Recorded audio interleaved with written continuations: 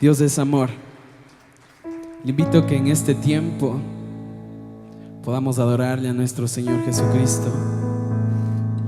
Que nada ni nadie nos quite este momento, que podamos adorarle y agradecerle por lo bueno que Él es.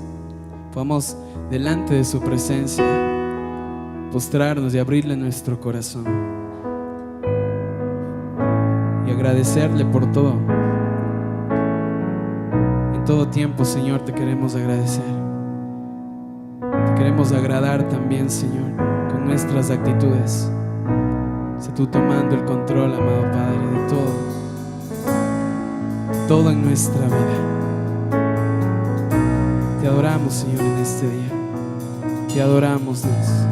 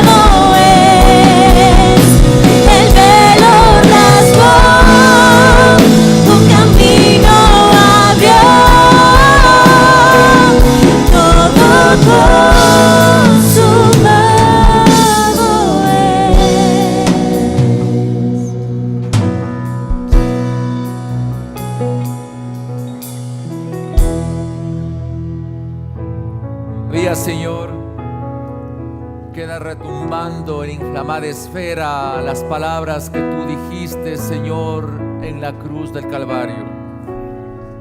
Consumado es.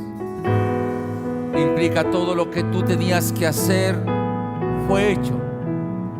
No había más que hacer. Nadie puede hacer más de lo que tú ya hiciste.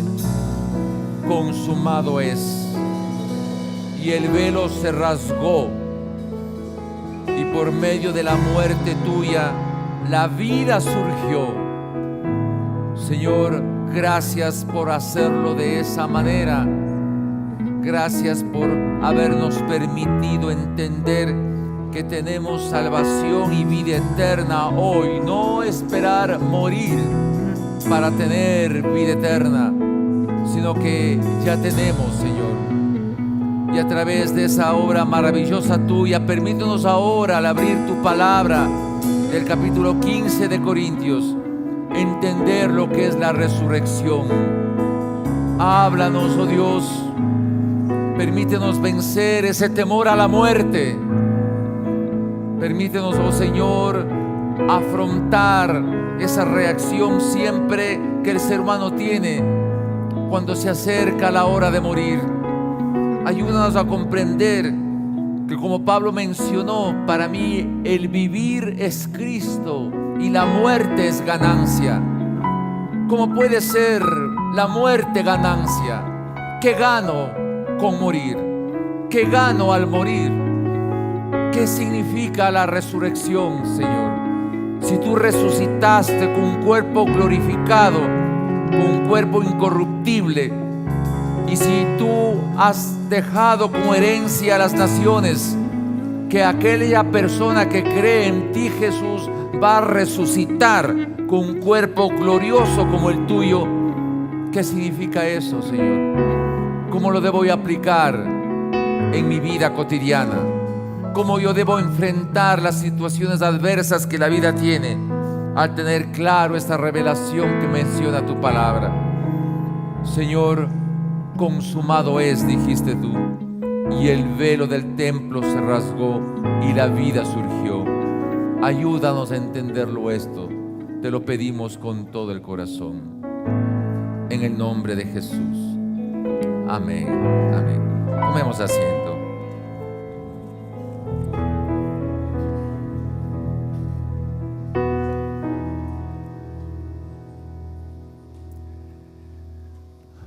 Muy buenos días con todos, un abrazo. Es notorio que estamos de vacaciones, ¿verdad? Porque hay muchos puestos como vacíos, pero es parte de lo que es la costumbre de nuestra ciudad de Quito, que en estos tiempos la gente sale de vacaciones. Nos toca ahora analizar el capítulo 15 de Primera de Corintios. Y el tema es de la resurrección de los muertos.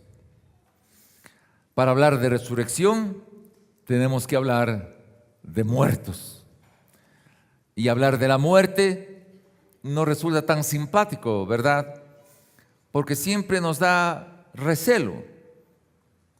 Cuando se acerca una enfermedad difícil, compleja, toda la familia se pone en una situación difícil. ¿Qué va a pasar si me muero?, dirá él o ella, según sea el caso. Y por supuesto que la muerte es algo natural, porque está ahí, lo vivimos todos. ¿Cómo manejar el concepto de la muerte? ¿Cómo realmente entender lo que es la resurrección? En estas canciones que hemos cantado, hablan de Jesús resucitado. Pero inclusive en ese sentido nosotros podríamos aceptar que Jesucristo ha resucitado.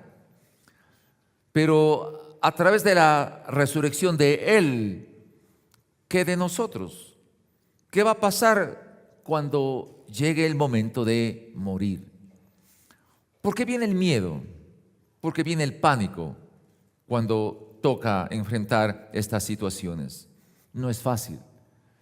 Uno llega a la edad en la cual uno dice, tal vez ya nos toca pasar al otro lado, ¿verdad? Cuando llegan los 60, los 70, ya son años medios como complicados, ¿no? Ya nos parece medio como raro. Y cuando en la función pastoral sabemos que alguien ya de edad está enfermo y piden que se visite, siempre es una tarea un poco difícil.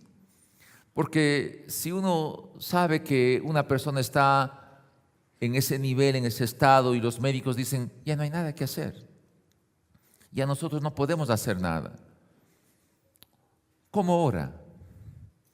¿Cómo llega a esa persona? El día jueves estuve en el hospital visitando a una persona, una damita de muchos años ya, que ya estaba 14 días y que los doctores le habían dicho que ya no hay cómo hacer nada. Entonces yo me fui y le vi a la señora y a la hermana, a su hijita, dije que me permita entrar solo, ¿no? Entonces me cerré la puerta, me puse los guantes que pedían y todo lo que se requería, y le vi a la señora con su rostro hacia el lado izquierdo, ahí sin morir ni vivir. Estaba ahí. Y yo decía entre mí, ¿cómo oro? ¿Oro en silencio? Si oro en voz alta, ¿me va a oír? No me va a oír. ¿Qué hago? Un momento tenía esa lucha mental, pero tenía que orar. Independiente de la realidad de ese momento, de tal vez la señora no puede escuchar. Pero hay algo sobrenatural en la oración y en la relación con Dios que uno tiene que tener fe en que algo pueda suceder. Entonces la señora estaba recostada con una cobijita cubierto, con sus manitos dentro de la cobija.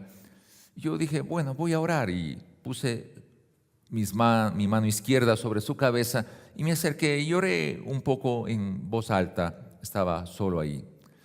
Y en pocos segundos de que estaba orando, la señora me regresa, no abrió sus ojos, regresa a ver, saca la mano y me agarra mi mano.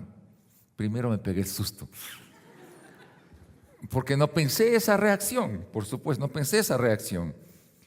Y yo me quedé como en silencio. Dije, Dios mío, qué fuerza tiene la oración. Porque reaccionó la señora de esa manera. Y con fuerza entonces oraba. Y lo primero que tiene que uno hacer en ese punto, así sea creyente o no sea creyente, compartirle el evangelio.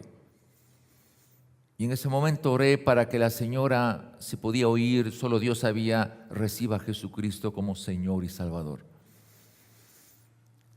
Después estaba llamando a la hermana que venga porque no sabía cómo zafarme de mi mano. La agarró bien fuerte. Yo digo, esos son los momentos que usted y yo de alguna manera vamos a poder vivir.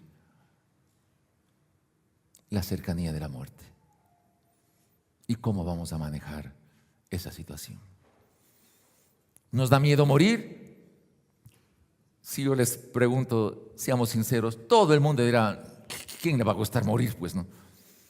Pero ¿por qué Pablo dice que para mí el vivir es Cristo y morir es ganancia? ¿Dónde está la ganancia cuando muere alguien? ¿Dónde se va a ver la ganancia? Pablo estaba exagerando, podemos nosotros decir, pero no es así.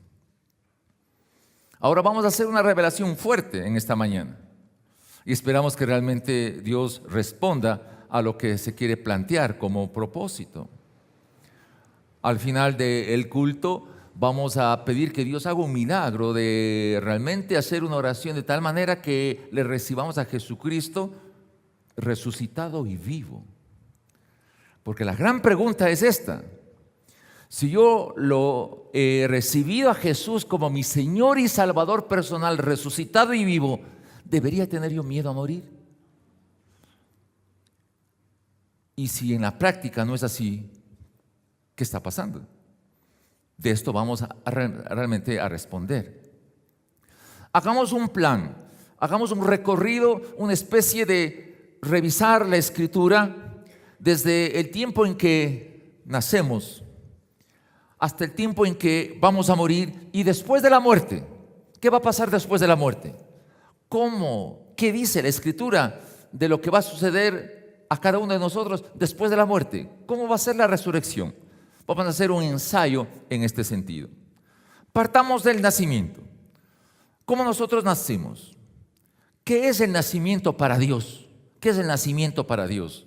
Cuando usted y yo estábamos en el vientre de nuestra madre, ¿qué efectos espirituales estaban en ese momento donde usted y yo estábamos en el vientre de nuestra madre? ¿Qué ocurría?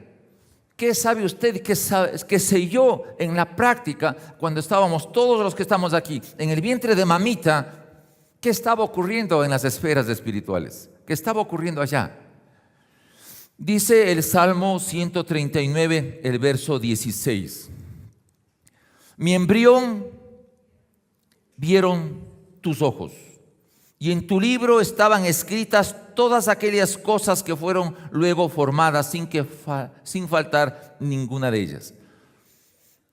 En la versión Reina Valera lo expresa así. En NBI, en la versión NBI, le da un poquito de más claridad al texto. Y ahí menciona que mi embrión vieron tus ojos, y ahí estaban diseñados todos mis días, aunque no haya yo vivido ninguno de ellos todavía. Entonces aquí este texto muestra dos cosas.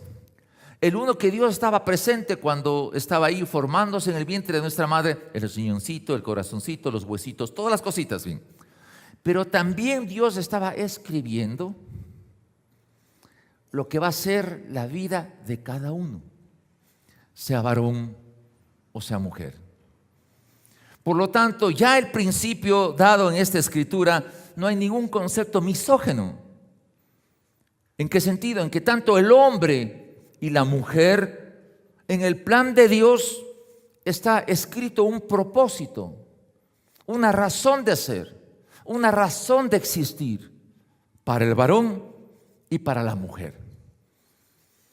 Por lo tanto, si usted y yo aceptamos la verdad de Dios, en el cielo está escrito la vida de cada uno de nosotros, cómo iba a suceder antes de que empecemos inclusive a vivir nuestros propios días. En el Salmo 138, el capítulo anterior, el verso 8 dice: Jehová cumplirá su propósito en mí. Tu misericordia, oh Jehová, es para siempre. No desampares la obra de tus manos. En la versión NBI dice: el Señor cumplirá su propósito en mi vida, y por tu gran amor cuida la obra de tus manos, dice esta versión, donde claramente se define que hay un propósito de Dios para cada uno de nosotros y que está escrito allá en los cielos, y que durante el desarrollo de nuestra vida Dios nos dará la oportunidad de conocer cuál fue su propósito para cada uno de nosotros. Cumple, Señor, tu propósito en mí. Por lo tanto, la Escritura nos muestra que no es que el hombre busca un propósito en su vida de hacer lo que a él le parece, sino que todo lo contrario, Dios ha diseñado un plan para cada uno de nosotros y que tiene allá en el cielo y que espera en un momento determinado que la persona lo llegue a conocer. Eso muestra claramente lo que dice la Escritura. En el libro de los Salmos, el Salmo 90, el versículo 12, menciona la Escritura y dice: enséñanos de tal manera a contar nuestros días, de tal manera que traigamos a nuestro corazón sabiduría. Déjenme ponerle de esta manera. Para Luis, para María, para Pedro, para quien sea, ahí está el plan. Diseñado, hecho. Pero la vida sigue. Nazco y hacemos lo que todos hacemos. Metemos las de andar. Cometemos errores, nos va mal, sufrimos, tomamos malas decisiones. Pero ahí está el plan. Dios dice a través de este salmo que yo debo aprender en mi vida de tal manera que cuente mis años, de tal manera que traiga a mi vida sabiduría. ¿Qué quiere decir? Lo que Dios quiere por cada uno de nosotros es que logremos descubrir lo que Él escribió cuando estábamos en el vientre de nuestra madre. Eso es la sabiduría. que logre yo descubrir lo que Él escribió cuando yo estaba en el vientre de mi madre.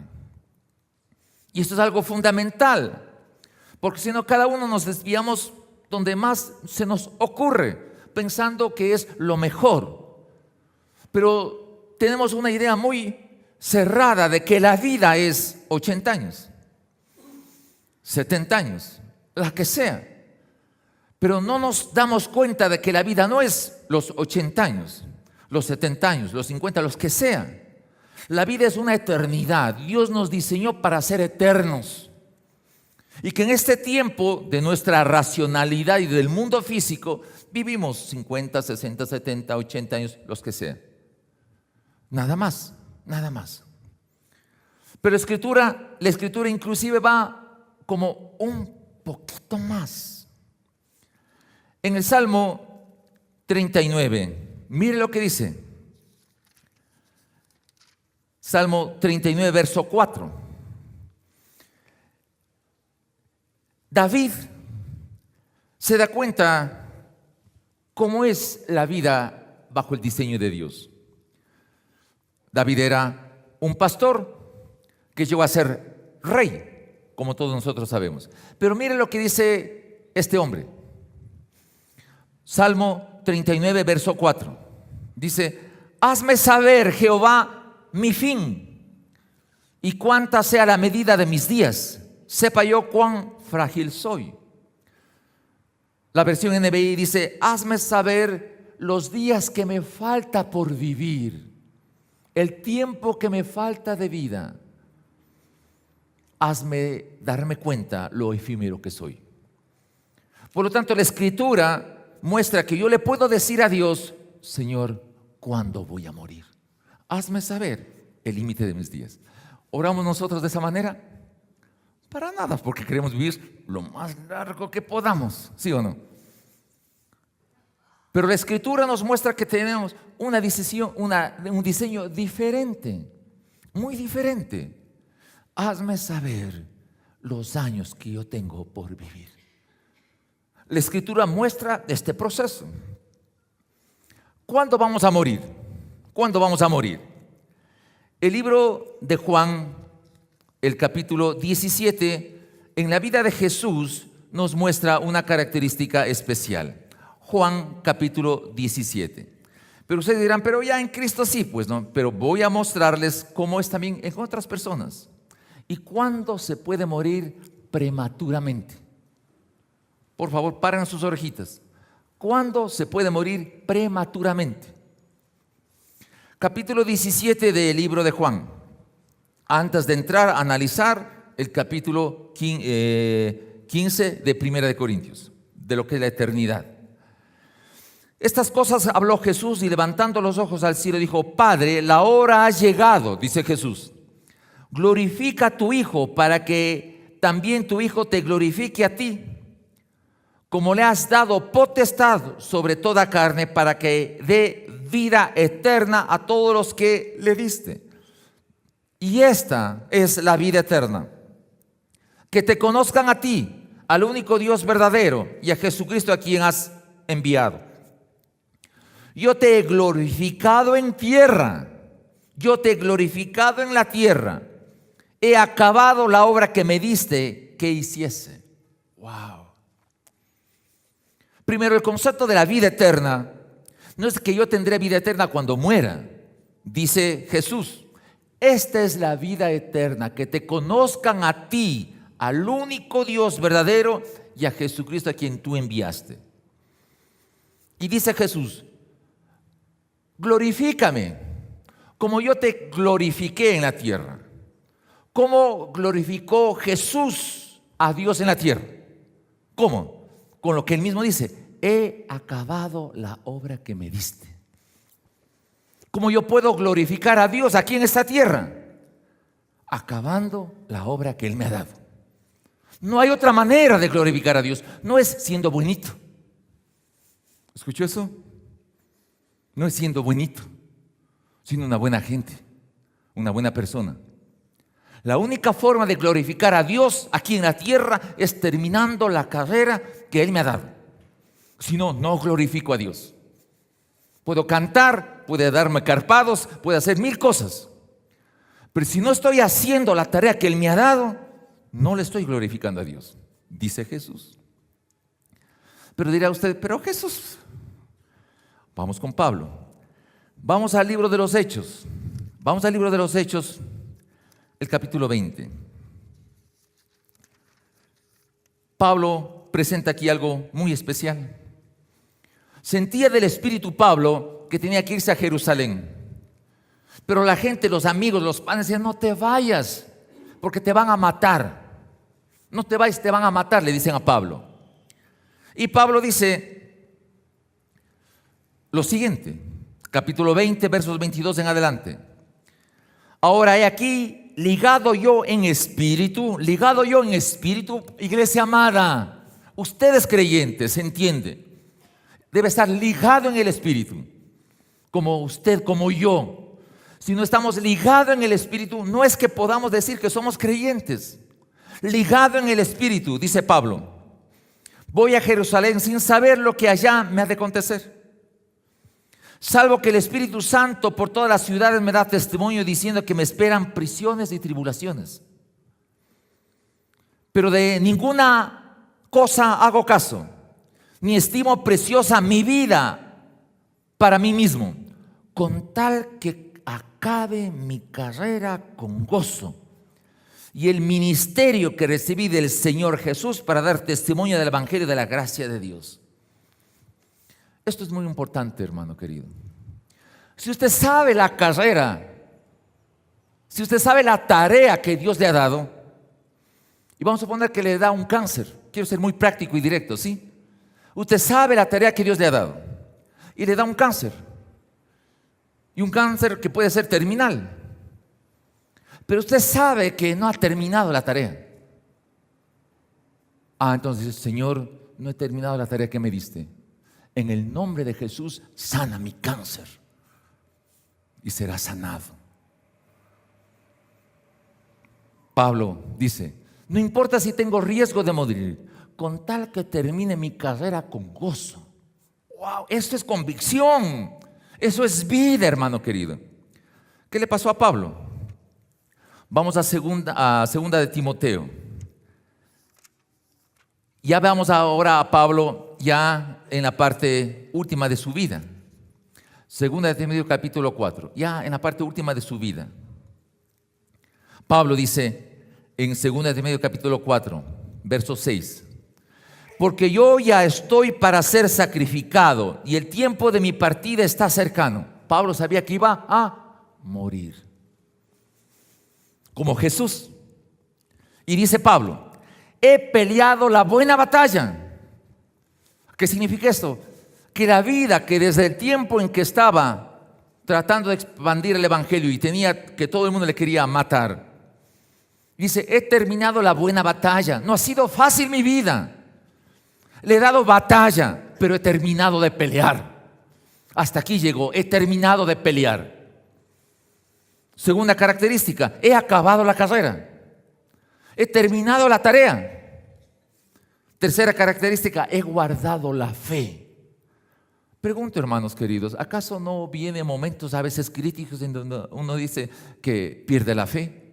¿Puede eso suceder? Claro que sí. Pero dice, he guardado la fe. He tenido dificultades, he tenido complicaciones, pero he guardado la fe. Y luego dice, por lo tanto me está guardada la corona de justicia, la cual me dará el Señor justo juez, Jesús, en aquel día. Y no solamente a mí, sino a todos los que anhelan su venida. Pablo sabía muy bien lo que tenía que hacer y lo que tenía que sucederle cuando muera. Pero hay hombres que ha habido en la Escritura, hombres buenos, como, por ponerle un caso, como nuestro querido Moisés. ¿Qué pasó con Moisés? En el capítulo 20 del libro de Números, Moisés se presenta una situación compleja, lidiando con el pueblo de Israel, duro de servir, complicado dirigir a este pueblo. 40 años estaba ya cansado él. ¿Quién era Moisés? Si recuerdan lo que dice Números 12, él era amigo de Dios. Y Dios le hablaba a otros a través de sueños, pero a Moisés le hablaba cara a cara, le dice en el capítulo 12. Y en el capítulo 33 del libro de Éxodo, Dios no dice Moisés, Dios, tú eres mi amigo. No solamente eso, sino que Dios le dice a Moisés, oye Moisés, tú eres mi amigo. Diferente, ¿verdad? Dios le dice a Moisés, tú eres mi amigo. Y en esa condición de esa relación tan íntima, tan personal, llega al capítulo 20 del libro de Números y el pueblo de Israel que caminaba por el desierto tuvo sed, no había agua, por supuesto, una situación difícil. Y le pidieron a Moisés, danos agua. Y Dios le dice a Moisés, oye Moisés, hable a esta roca tal que vierta agua, dales calma la sed de ellos. Pero Moisés estaba molesto con el pueblo de Israel. Y se molestó tanto y les dio un jalón de orejas y le golpea la roca. En verdad sale agua, pero el pueblo de Israel pensó que Dios estaba enojado con ellos porque le pidieron agua. Esa es la imagen que tuvieron ellos. Y Moisés equivocadamente asumió ese rol de Dios, de estar molesto con el pueblo de Israel. Y golpeó. ¿Y qué sucedió? Verso 12 del capítulo 20. Y Jehová dijo a Moisés y a Aarón, por cuanto no creísteis en mí para santificarme delante de los hijos de Israel, por tanto no meteréis esta congregación a la tierra que yo les he dado. ¿Qué sucedió? Moisés y Aarón van a morir prematuramente. Porque en el propósito que sabía muy bien Moisés, mis hermanos queridos, falló al último. Deuteronomio,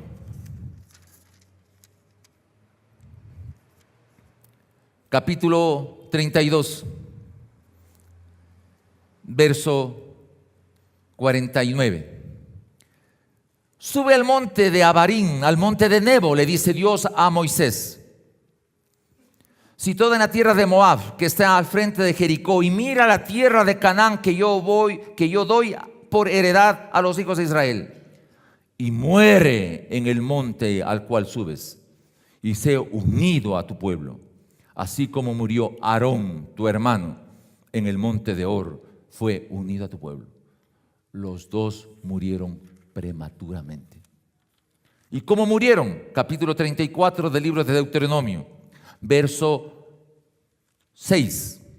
Y lo enterró en el valle, en la tierra de Moab, enfrente de Bet-peor, y ninguno conoce el lugar de su sepultura hasta hoy. Era Moisés de edad de 120 años cuando murió. Sus ojos nunca se oscurecieron, ni perdió su vigor. Era un hombre sano y murió prematuramente. Esto es muy importante, hermanos, entender. Ahora sí vamos a el libro de Corintios, capítulo 15.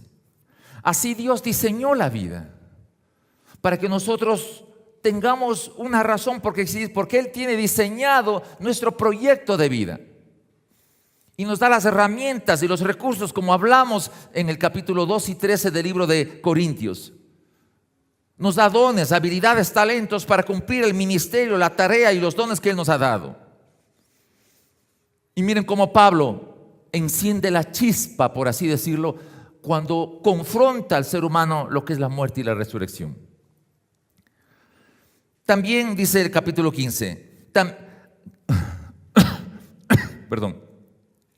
Además os declaro, hermanos, el evangelio que os he predicado, el cual también recibisteis, en el cual también perseveráis. Pablo dice, he peleado la buena batalla, he guardado la fe. En el evangelio hay que perseverar.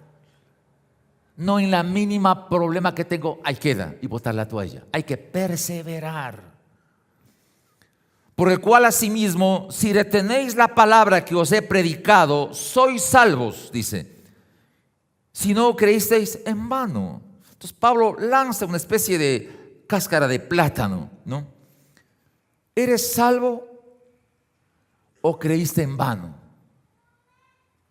Entonces debe haber certeza de que yo soy salvo. ¿Qué es la salvación, por lo tanto, en sí mismo? ¿Qué significa la salvación? Verso 3, porque primeramente os he enseñado a sí mismo lo que recibí, que Cristo murió por nuestros pecados conforme a la Escritura, y que fue sepultado, y que resucitó al tercer día conforme a las Escrituras, y se pareció a Cefas, y después a los 12, y después a 500 hermanos. Verso 8, y al último de todos, como un abortivo, se apareció a mí. Esto es muy importante entender, hermanos queridos. Por favor, pónganme en atención lo que voy a decir, porque es vida o muerte esto. En 2 de Corintios, el capítulo 5, el verso 21, el último del capítulo 5, hace una descripción de lo que la salvación es. Nosotros, cuando le recibimos a Jesucristo como Señor y Salvador, ¿cuál es el lenguaje que utilizamos? El lenguaje que utilizamos es que Él cargó el pecado de nosotros. ¿Esto decimos sí o no? Se nos hace como fácil decir, ¿no?, que Él cargó el pecado nuestro. Es como si Él cargó el pecado, tomó el pecado nuestro. Veamos cómo define Pablo lo que hizo Jesús. Veamos cómo define Pablo. Dice la Escritura en este versículo 21. Al que no conoció pecado, por nosotros lo hizo pecado. En otra versión dice, el que no cometió pecado, Dios le trató como pecador. Y este texto, que es bien fuerte, le dice, Dios le hizo a Jesucristo pecado. Él no cargó nuestros pecados. Él se hizo pecado. ¿Le comprendemos eso? Él, siendo inocente, se hizo pecado. Porque al hacerse el pecado, tenga yo oportunidad de ser justo ante los ojos de Dios por medio de Jesús, que Él se hizo pecado para que yo alcance la justicia de Dios. Para que Él se haga pecado. Y por eso en la canción que le vamos a volver a cantar, Él dice, consumado es. ¿Qué dijo Jesús cuando dijo consumado es? Yo ya me hice pecado por ti, para que pueda ser declarado justo ante mi papá. Yo no solo cargué tu pecado, yo me hice tu pecado. Yo me hice pecado de ti, de toda la raza humana, me hice pecado. Y en esa condición de ser pecado, cuando Jesús dice, Padre, y hace la oración, ¿no? Dios mío, ¿por qué me has abandonado? Dios le abandonó a su Hijo, porque se hizo pecado. Dios no podía hacer otra cosa que abandonarle a su Hijo, porque era el pecado de la raza humana. Su Hijo se hizo pecado para que usted y yo tengamos acceso a la justicia de Dios. Eso nosotros no lo miramos así, lo miramos muy a la ligera, muy a la ligera. Entonces Pablo presenta lo que hizo la salvación, lo que representa Jesús. Y más aún, ¿qué es la resurrección? ¿Qué es la resurrección para nosotros entender de mejor manera? Al haberse Cristo hecho pecado, ¿qué entendemos por resurrección? Verso 21 dice, porque por cuanto la muerte entró por un hombre, también por un hombre la resurrección de los muertos. Cuando Adán pecó, todos pecaron y todos murieron. La muerte surgió como un monstruo voraz en el nacimiento del pecado. Y empezó a abrir las fauces este monstruo llamado muerte y a comerse a todos los habitantes. Se les tragaba a toditos. Miles de millones se tragaron. Vino Jesús y ¡zas!, le tragó. Pero cuando este monstruo llamado muerte le tragó a Jesús, algo pasó en las entrañas del vientre de este monstruo. Y empezó a darse las vueltas el vientre de ese monstruo. Y no lo pudo soportar. Y resucitó Jesús. La muerte no lo pudo retener. Es lo que está diciendo la Escritura. Pero ¿cómo es la resurrección? ¿Cómo resucitó Jesús? Como un muerto. Mire lo que dice Pablo. Verso 32. Si como hombre batallé en Éfeso contra fieras, ¿qué me aprovecha? Si los muertos no resucitan, comamos y bebamos, porque mañana moriremos. Pablo presenta este caso. Si usted ha recibido a Jesucristo como su Señor y Salvador, y si usted cree que Jesús no resucitó, en vano su fe en Jesús tiene. Porque si Jesucristo no resucitó, todavía seguimos muertos en nuestros delitos y pecados. Como Jesucristo resucitó, por lo tanto, el pecado desaparece en mí porque fui justificado por la obra redentora de Jesús. Dice Pablo, no erréis. Las malas conversaciones corrompen las buenas costumbres. No se dejen llevar de ideas equivocadas. ¿Cómo se va a hacer la resurrección? Verso 35, pero dirá alguno, ¿cómo resucitarán los muertos? ¿Con qué cuerpo vendrán? Necio, lo que tú siembras no se vivifica, sino muere antes. El grano de trigo tiene que morir para que se convierta en planta de trigo y dé fruto bueno. Yo tengo que morir por medio de Jesús al aceptar su sacrificio en la cruz para que yo sea convertido en un árbol con fruto bueno. Caso contrario, no, hermano querido. Pero la resurrección, dice Pablo, verso 42, así también es la resurrección de los muertos. Se siembra en corrupción, resucitará en incorrupción. Se siembra en deshonra, resucitará en gloria. Se siembra en debilidad, resucitará en poder. Se siembra cuerpo animal, resucitará cuerpo espiritual. Hay cuerpos de animales y cuerpos espirituales. En el libro de Mateo, el capítulo 22, hay un diálogo con Jesús. Dice el verso 25. Aquel día vinieron a él los saduceos que dicen que no hay resurrección. Y le preguntaron, diciendo, Maestro, Moisés dijo, si alguno muriere sin hijos, su hermano se casará con su mujer y levantará descendencia a su hermano. Hubo pues entre vosotros 7 hermanos, el primero se casó y murió, y no teniendo descendencia dejó a su mujer, a su hermano. De la misma manera también el segundo y el tercero hasta el séptimo, y después de todos murió también la mujer. En la resurrección, ojo con esto, en la resurrección, matrimonios, ¿qué va a pasar en la resurrección, matrimonios? En la resurrección, ¿de cuál de los 7 será ella mujer? Ya que todos le tuvieron, ¿qué problemita hay? Imagínense, los divorciados se casan y ¿con cuál me meto? ¿Cuáles de mis maridos? ¿Verdad? Mire, como complicado, ¿verdad? Y Dios dice, erráis en vuestra manera de pensar. Porque en la resurrección ni se casarán, ni se darán en casamiento, sino que serán como los ángeles de Dios en el cielo. Entonces la resurrección me dará otra naturaleza de mi cuerpo glorificado. Seré de la misma esencia de los ángeles. Por lo tanto, no habrá mujer, no habrá marido, no habrá nada de eso. El matrimonio es duradero hasta cuando vivimos. En la eternidad, nada. Imagínense Iván y Susanita en el cielo, casados, van a la eternidad. Y Susanita le dice: oye, Iván, ¿a dónde te vas?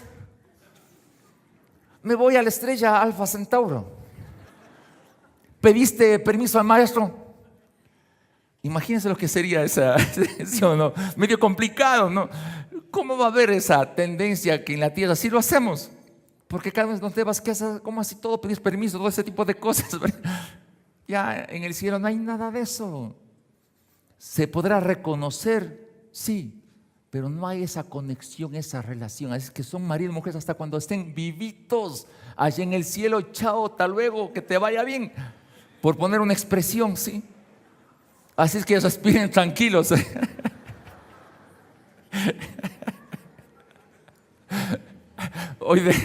Me río un poco porque hoy de mañana, ¿qué dice? Hoy de mañana salió un varón medio como enojado, porque la mujer le reclamó: por fin voy a librarme de ti. ¿Sí?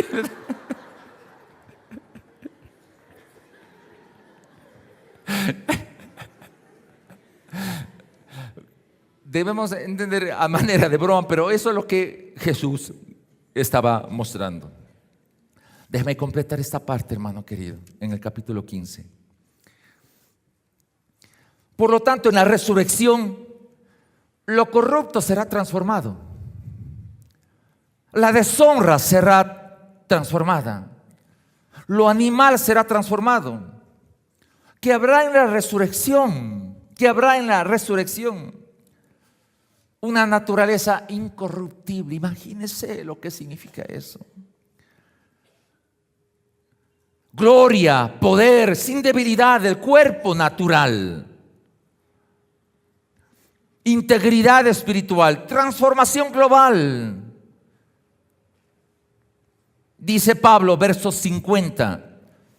Por esto digo, hermanos, que la carne y la sangre no pueden heredar el reino de Dios, ni la corrupción heredará la incorrupción. He aquí os digo un misterio, dice Pablo. No todos moriremos, pero todos seremos transformados. En un momento, en un abrir y cerrar de ojos, al final de la trompeta, porque se tocará la trompeta y los muertos serán resucitados incorruptibles. Abro un paréntesis. Ha habido muchos problemas en las iglesias. No dice si debe ser cremarse o no de las personas que mueren.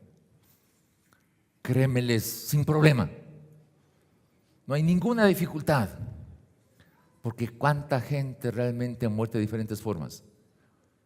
Pero Dios en su poder, ese cuerpo que tenía en vida, será transformado de una o de otra manera, como Él considera que debe ser, pero será un cuerpo transformado, glorificado, al sonar de la trompeta. Déjenme poner un escenario. Vamos a suponer que Cristo está por venir. Nosotros aquí sentados en este momento durante el culto. Y suena la trompeta. Cada uno de nosotros con achaques, ¿sí o no? ¿Tiene usted achaques, mi hermana? ¿Tiene usted, mi querido varón? Todos nos duele, ¿verdad? ¿Sí? Nos duele cualquier cosa. Cuando nos despertamos, mi mujer se despierta y me dice: ay, me duele tal cosa. Está viva, digo. ¿Estamos vivos o no cuando nos quejamos? Estamos vivos cuando nos quejamos. Pero en ese momento que suene la trompeta, los muertos en Cristo resucitarán primero. Imagínense lo que será esa escena. Los cadáveres hechos polvo por años tendrán cuerpos igual que del Señor Jesús, glorificados, transformados.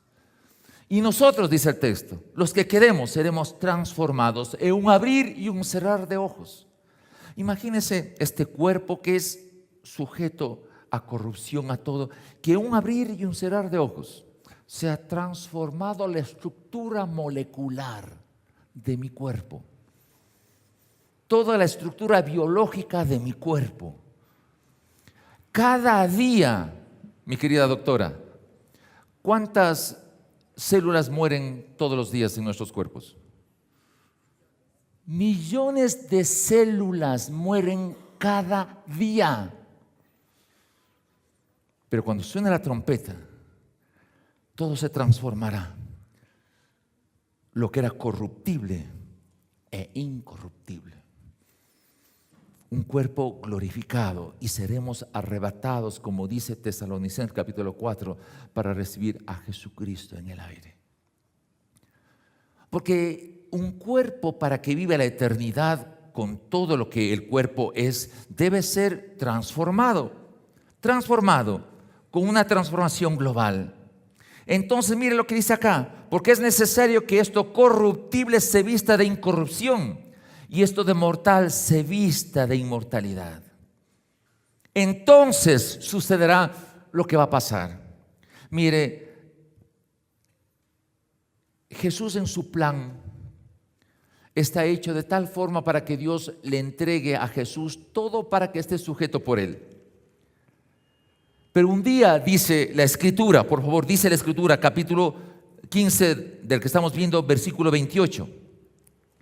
Pero luego que todas las cosas le estén sujetas, entonces también el Hijo mismo se sujetará al que le sujetó a él todas las cosas, para que Dios sea todo en todos. Para que Dios sea todo en todos. No hay varón, no hay mujer. Es el diseño original, precioso de Dios. El varón y la mujer con el mismo valor ante Dios, como la misma estructura de la esencia de su ser en el hombre y en la mujer, todos por igual.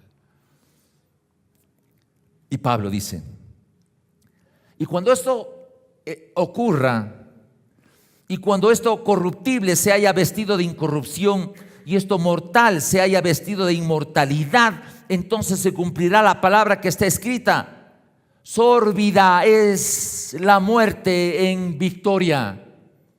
¿Dónde está, oh muerte, tu aguijón? ¿Dónde, oh sepulcro, tu victoria? Ya que el aguijón de la muerte es el pecado, y el poder del pecado la ley. Qué tremendo será cuando esto ocurra, cuando seamos cuerpos transformados, ver al monstruo, la muerte que se comía a todo ser humano, hombre y mujer, niño, adulto, esté espantado de crisis y de dolor, y como perro vaya huyendo con su rabo entre las piernas, sabiendo que ha reducido su poder. Y todo lo que se jactaba la muerte, de que en todas partes de la época de la historia humana la muerte siempre estaba en victoria, porque se comía a sus habitantes. En la transformación, cuando suena la trompeta, la muerte no podrá comer cuando suene esa trompeta, hermano querido. Y Pablo termina diciendo: mas gracias sea dadas a Dios, que nos da la victoria por medio de nuestro Señor Jesucristo. Así que, hermanos míos amados, estén firmes, constantes, creciendo en la obra del Señor, siempre sabiendo que vuestro trabajo en el Señor no es en vano. Por lo tanto, si yo tengo realmente a Jesucristo en mi corazón, no puedo tener miedo a morir. Déjeme decir esto con toda claridad, porque si yo tengo miedo a morir, tengo miedo para vivir. Y si yo no le tengo miedo a la muerte, no tendré miedo a la vida. No tendré miedo a la vida. Y puedo vencer las dificultades. Y me puede venir una crisis difícil, una crisis compleja, que posiblemente en ese momento no logre saber cuál va a ser la salida, sea una enfermedad, sea una crisis de todo tipo. Pero si yo tengo claro el plan, el propósito de Dios para mi vida, yo sabré que no ha llegado todavía mi tiempo. Y le puedo decir: venceré esto, saldré adelante, sin dificultades, pese al problema que sea. Porque sé que tú, Señor, me has llamado con un propósito, y venceré, porque tengo que terminar la tarea que me diste para que yo vaya a tu presencia. Ese es el evangelio de la salvación. el que le permite a una persona tener clara su propósito. No nos dejemos llenar de información que el mundo tiene. Por favor, iglesia amada, no aprendamos a escuchar muchas voces que del universo, de la sociedad nos dicen. Tenemos que llegar al diseño original, al saber que Dios diseñó a la raza humana en perfecta armonía para que vivamos en paz con lo que cada uno es. El hombre con las cosas que le toca que hacer como hombre, la mujer las cosas que le toca hacer como mujer. Complementos del uno al otro mientras vivamos. Una vez pasado al otro lado, cada uno como Dios nos hizo, como diseños maravillosos, él y ella. Amada iglesia, vamos a escuchar una canción que cantamos, que tiene que ver con la resurrección. Y luego vamos a orar. Y quiero sí decirle, vamos a orar para que realmente a lo mejor por primera vez usted reciba a Jesucristo como Señor y Salvador. A Jesucristo resucitado, vivo. Y en este momento usted pierda el miedo a morir y tenga claro su propósito en la vida. Y si no tiene claro el propósito, pídele a Dios que Él lo va a revelar en los 5, 2 años, un mes, lo que sea que tenga por vivir, para tomar la vida de manera diferente. Esta canción es una hermosa expresión del milagro de Dios con la raza humana para cambiar la vida para hoy y para toda la eternidad. Vamos a cantar esta canción, ¿sí?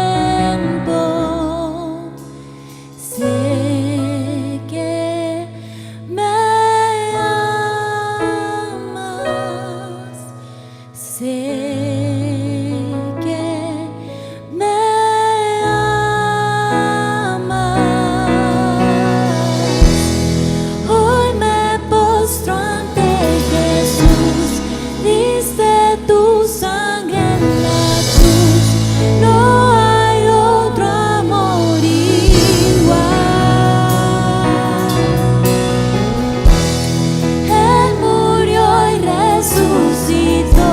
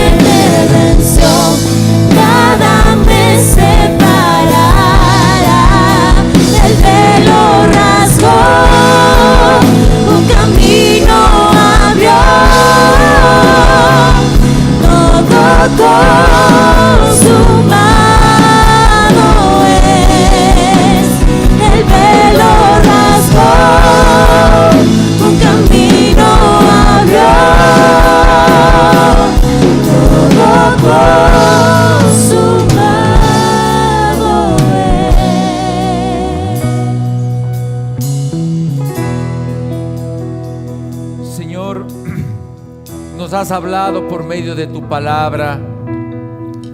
Y podemos entender que cuando dijiste en la cruz, consumado es, todo lo que tenía que hacerse, tú ya lo hiciste, Señor. Y si tú resucitaste y eres vivo y estás vivo a la derecha del Padre intercediendo por nosotros, la resurrección es una realidad que se hizo primero en ti y luego vendrá a nosotros. Y si nosotros te tenemos a ti como Jesucristo, como Señor y Salvador, entonces entenderemos que también vamos a ser en ese estado de resucitados. Perdónanos, oh Dios, por tener miedo a morir. Perdónanos, Señor, porque siempre lo desconocido nos da pánico. Lo que no percibimos, lo que no nos damos cuenta, lo que no sabemos, nos da temor, nos da miedo. Pero entendiendo ahora, Señor, que hemos nacido con un propósito y que tú quieres que tu propósito sea nuestro propósito y que tú vas a bendecir la obra de tus manos cuando estemos en tu propósito. Y así como Jesús te glorificó a ti, oh Dios, cumpliendo la tarea que le diste, nos estás pidiendo a nosotros que te glorifiquemos a ti, oh Dios, cumpliendo también la tarea que a cada uno nos has dado. Por eso, Señor, en este momento sublime y especial, te pido, Señor, que haya un milagro en mi vida, un milagro grandioso, un milagro poderoso. Y entendiendo lo que el pecado ha producido en mí, y que tú te hiciste pecado para que yo pueda ser declarado justo, hoy abro mi corazón y pronuncio por medio de estas palabras: ven, Señor Jesús, a mi corazón como resucitado, con cuerpo glorificado, vivo.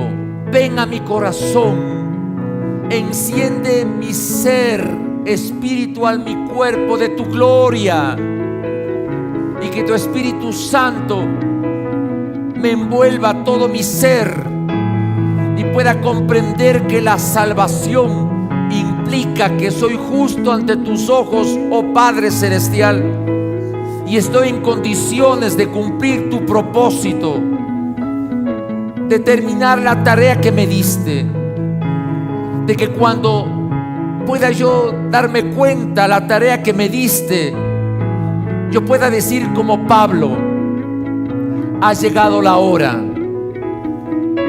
he peleado la buena batalla, he terminado la tarea, he guardado la fe. O como dijo Jesús: te glorifico a ti, oh Dios, con la tarea que he dado. No me permitas equivocarme en los años que tengo como por vivir, en los años que sean, Señor. Permíteme cumplir tu tarea, pero tampoco quiero terminar como Moisés, que era amigo tuyo y tú amigo de él, que por asumir un rol que no le correspondía, terminó su vida prematuramente y vio a lo lejos la tarea cumplida en el monte de Nebo, pero no llegó a completarla. Permíteme, Señor, ser humilde, ser sencillo, pero que la vida eterna fluya en mí, y que pese a las circunstancias difíciles que la vida tiene, lo difícil que es entenderse entre seres humanos, lo difícil que es llegar en acuerdos entre los seres humanos, más allá de los errores que yo cometa, Señor, que he cometido, quiero que tú seas mi Señor en mi vida. Y al ser luz, como tú eres luz, así como la luz no envejece, en la eternidad contigo seremos llenos de luz. Y como la luz no envejece, entonces el tiempo se extingue. Y la eternidad cobra sentido cuando el tiempo se extingue. Porque al ser luz, no se envejece. Oh Señor, en el nombre de Jesús, permíteme, Señor, al recibirte a ti como Jesús, como Señor, como Salvador, y que la salvación sea bien entendida con la resurrección de antemano, enfrente la vida con dignidad, camine en el propósito tuyo, realice las tareas que tenga que hacer, Señor, con valentía. Y aunque vengan los vientos contrarios, y aunque vengan las lluvias, y aunque vengan, Señor, los rayos y los truenos, por estar metido en un sistema injusto, salir adelante bajo el convencimiento de que tú, Señor, cuidarás la obra de tus manos. Oh Señor, te doy gloria a ti, honra a ti, te recibo a ti, Jesús, como mi Señor, mi Salvador, resucitado, vivo, con cuerpo incorruptible, como yo seré algún día al sonido de la trompeta. Te alabo, Señor, por todo esto, en el nombre de Jesús. Amén. Amén. Señor, tú has escuchado esta oración.